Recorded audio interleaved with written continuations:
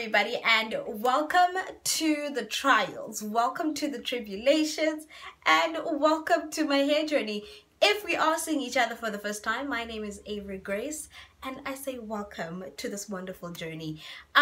Today is literally episode 3 of my Back to Basics series, which is we don't go natural, we actually return, because that's where natural began. That's where it all began, rather. But on today's episode, I'm literally going to be talking about hair porosity. I know I mentioned in the last video that I will not talk about hair porosity because I have spoken about it in a previous video, but nonetheless I found more information. I found that I mean there's more to hair porosity than is on the surface, how well you absorb moisture. There's other telltale signs that you can see whether your hair is low, high, or medium porosity. So also I just want to say a quick apology for missing last week. You know, life happens. So that's why I'm giving you episode 3. So yeah, let's get into this episode without wasting any more of your time. So yeah. Oh yes, if you haven't subscribed, I mean, hi. Thank you. We appreciate that. Road to 1K. I'm literally sitting on 890 as I record this. I'm not too sure what I will be on by Wednesday, but I'm sitting at 890. Like, wow. That is insane. But yeah, don't forget to follow me on Instagram if you want to see or be up to date with all the things that I do, when I post, when I don't post. Because I don't have a community tab right now, I can't let you guys know. So the best way for you to find out what's happening in my life or what's happening with the channel is to follow me on Instagram. But yeah, let's get into the video. Okay, now let's start with hair porosity. Hair porosity, there's quite a few tests that you can actually do to test which porosity you are on. One, the most infamous test is the cup test, where you take a clean strand of hair, you put it in a glass of water. If it sinks to the bottom, that means you're high porosity. If it floats in the middle, you're medium. If you are right at the top, if your hair strand is just floating at the top, then that means you have what am I saying? Low porosity hair, which means, so basically porosity is the ability for your hair to retain moisture, number one, and number two, how it absorbs moisture. So basically it's all about your hair cuticle. So your hair cuticles lay flat. How am I gonna do this? They lay flat on each strand, right? As you pull a strand, they lay flat. Now the more as we move to the scale, so if you're high porosity, that means your strands are basically open, which means that water just comes in and comes out, in and out, moisture comes in and out. It doesn't really stay because there's no mechanism to actually close that cuticle, so your hair dries out much quicker than the average person. And then if you've got medium porosity, that means it's slightly open, slightly closed, which gives moisture just enough room to move in and out.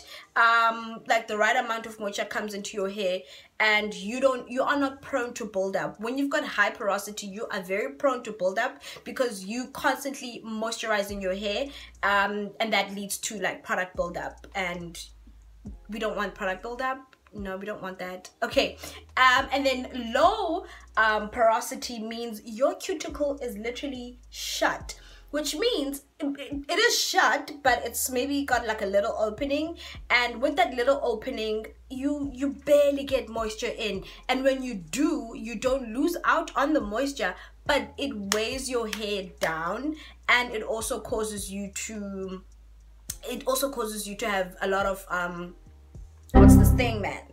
Product buildup, yes. And also because of how our hair is made, or how our hair grows out of our head, which is the coils, be it waves, be it curls, moisture doesn't travel straight in, so to your scalp, it literally has to go, and by the time it gets to your scalp, it's diniwe, they don't want to do it no more. So yeah, and then the second porosity test, okay, yes, I said the cup test. The second porosity test that you can do is you can pull one strand of hair from your hair or your hair, just one strand. I'm not sure if you can see that. So just one strand, and then what you do is you run your finger up and down just to feel. So if it's smooth, you have normal porosity. If there's more bumps, like if you're feeling more bumps, then you like it's very bumpy, that means you've got high porosity hair. And then if you've got like, yeah, you know, there's some parts that are straight and then there's some parts that aren't as bumpy, then you've got medium porosity. I am a cross between high and medium, so you see my hair looking like this now, and depending on the oils that you use and the products that you use, if they have humectants or they don't have humectants, then it will attract moisture to your hair. But I'm a cross between low and high, only because one, my hair takes a very long time to get moisture, and then it also loses moisture like this. But there's certain things that now you can do to actually help prevent that.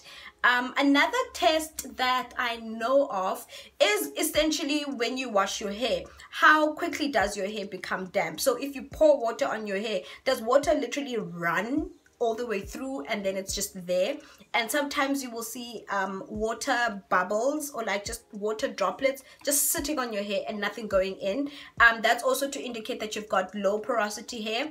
If your hair, when you drench it in water, it's just drenched like immediately, that's high porosity. Normal porosity hair takes some time to get saturated in water, but once it's saturated, it stays wet. So with high porosity, it will get wet, but then you quickly lose the water. I'm not sure if that's making sense. So that's why I wash my hair in a shower. I don't know necessarily wash it in a basin, because by the time I'm up, I don't have water to put my shampoo on. So yeah, those are the 3 tests that you can try to see which porosity you are. Okay, so let's talk about low porosity hair. Low porosity hair, like I said, is prone to build up, especially from products that have protein. And overuse of protein can actually leave your hair feeling stiff and very hard and like it's about to break.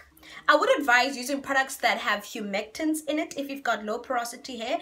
Humectants is essentially products like things like glycerine and honey.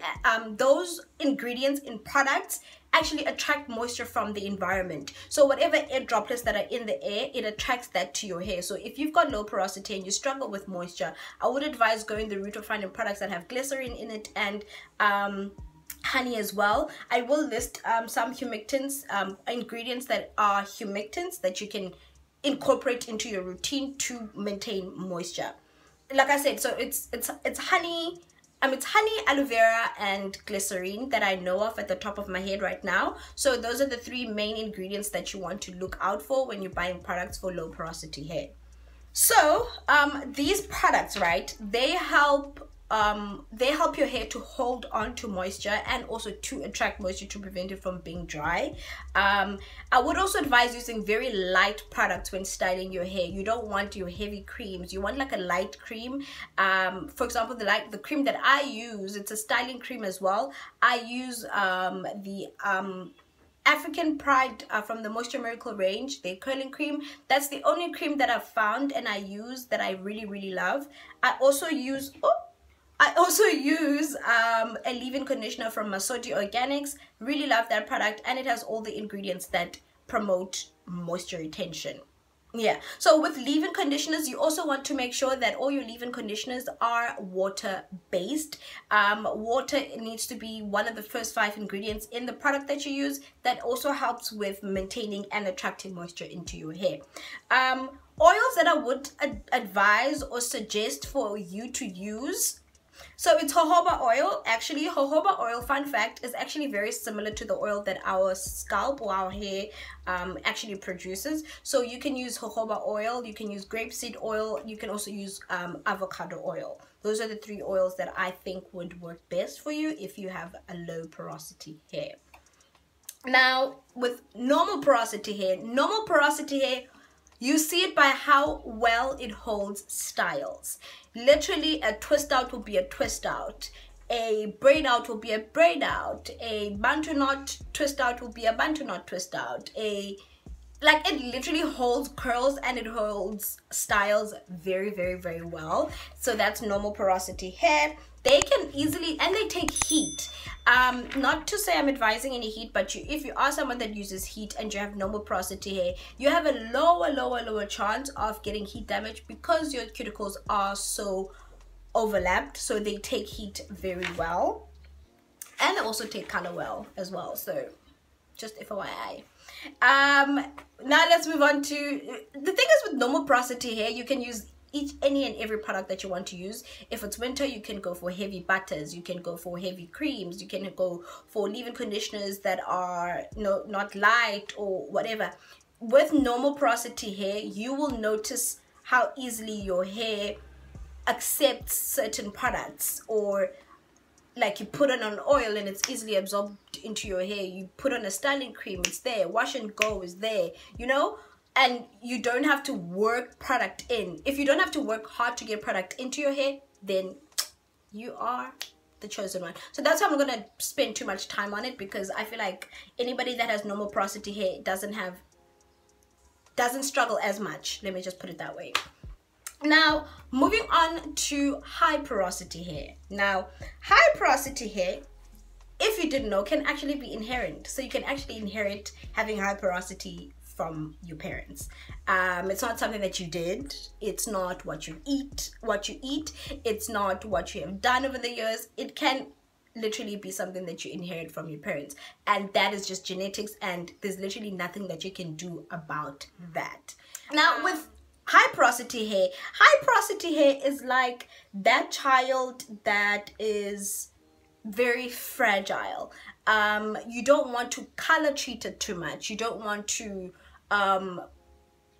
put heat on it, because those just make matters worse. Color opens up your pores, it damages your hair, it opens up your pores. Heat damages your cuticle as well, so it just makes matters worse. So I would advise not to. If you have high porosity hair, coloring your hair, you can color your hair if you're gonna cut it, but know that once you color or heat treat your hair, you're going to have to cut it.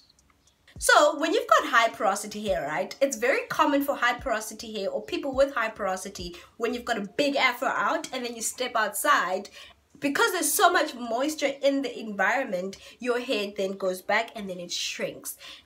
For example, for me, my hair just frizzes and poofs out when I'm outside, because I have low porosity hair, which means now that my hair has taken all the moisture, it gets too much. So my hair cuticles actually expand, which causes frizz and which causes my hair to be bigger. So that's one thing that you can notice when you step outside. Your hairstyle shrinks. Number three, not number three, but another thing about high porosity hair is that it does take color well. Like, it honestly takes color very, very, very well, and quickly too. But like I said, it damages your hair. So color treating does damage your hair. I don't care how anybody says it or which way you want to read it, but heat and color damages your hair over time with heat, if not used correctly, and then also with color, if not done correctly. I would advise, if you are going to color your hair, get it professionally done by someone that understands your type of hair, and then you're good to go, baby. So with high porosity hair, you actually have to do the opposite of low porosity. You need to use products that have ingredients that are anti-humectants. Now, for example, the lock method, right? You need to use products that are heavy products. With high porosity hair, you would how to moisturize. With low porosity, you can do the LCO method or the lock method. It really depends on your personal preference. But with high porosity hair, the most optimal moisturization of your hair will be found when you do a lock method, which is a leave-in conditioner, oil, and a cream. Now, products that are heavy butters, heavy creams, those actually fill the gaps in your hair, which locks in the moisture as well, so that helps to prevent moisture from leaving your hair.